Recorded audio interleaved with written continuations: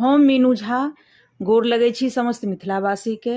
एहि साल जितिया कहिया छी ओ सब जानकारी लऽ कऽ उपस्थित छी। ओकर सही समय की यऽ, कखनसँ अष्टमी शुरू हैत, व्रत कहियासँ शुरू भऽ जायत, ओ सब जानकारी लऽ कऽ उपस्थित छी। और सब गोटेके जितियाके बहुत बहुत शुभकामना। तऽ सुनल जाओ। 16/9/2022 दिन शुक्रके सप्तमी तिथि अइ, जाहि दिनसँ जितिया शुरू हैत। ओहि दिन नहायल खायल जायत शुक्रके 16 तारीखके। ओहि दिन तेल खैर चढ़त, पितराइन खायत, माछ मरुआ खायल जायत।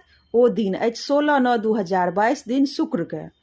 शुक्रेके भोरमे शनि दिन से अहाँके ओठगन छी। 17/9/2022 दिन शनिके 5 बजे भोर तक ओठगनके समय यऽ। व्रत बाली सेहो ओठगन कऽ सकैत छी। ओठगन तऽ सब केओ करै छथि, लेकिन व्रत बालीके कए बेर नहि रहै छनि ओठगन, एहि बेर छनि। चाय पानि 5 बजे भोर तक कऽ सकै छी आ ओकर बादसँ 5:30 बजेसँ व्रत शुरू भऽ जायत। शनि दिन 17/9/2022 दिन शनिवारके 3 साँझक व्रत अछि, यानी कि 36 घंटाके। और रविके 5 बजे लगभगमे अष्टमी उतरि जायत।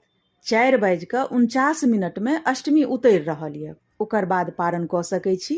नौमी तिथि शुरू भऽ जायत रवि दिन साँझमे 4:49 में, यानी कि 18/9/2022 दिन रविके साँझमे नौमी तिथि अछि।